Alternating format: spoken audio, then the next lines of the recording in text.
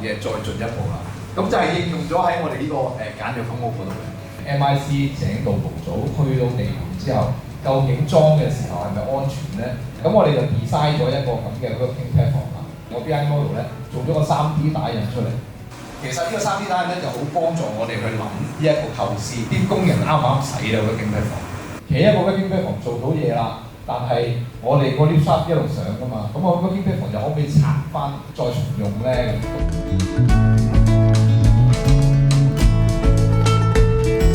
我哋可以做一個叫做風險評估啦，因為始終我哋喺工地安裝，我哋都要安全第一咁嘅小意外，咁大家可以心落班上班咁嘅。我哋 MIC 做嘅咩？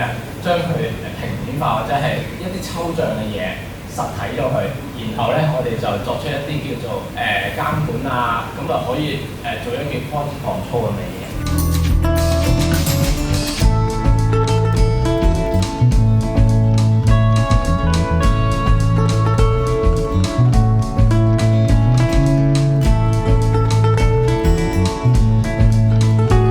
時間上咯，3個月做完一部梯，哇，都覺得幾快下。但問題，竟然1個月就可以做成啦！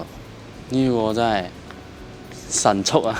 最深刻係個 lift 膽啊，因為我哋都知道結構方面咧，lift 膽係可以對個樓宇咧有一個承托嗰啲支撐係 core 嚟㗎嘛，係支撐作用嘛。但我哋冇諗過咧砌積木咁一層一層咁砌上去，但係原來佢都可以砌到上幾十層。天橋機嗰啲咧幾層咧，咁以前其實喺出邊見嘅都係逐步部件咁樣去起去做嘅，咁而家見到係一嚿咁樣，直情係封路吊運喺一晚之間咧，即係由冇變有咁樣，好似變魔術咁樣變出嚟咧。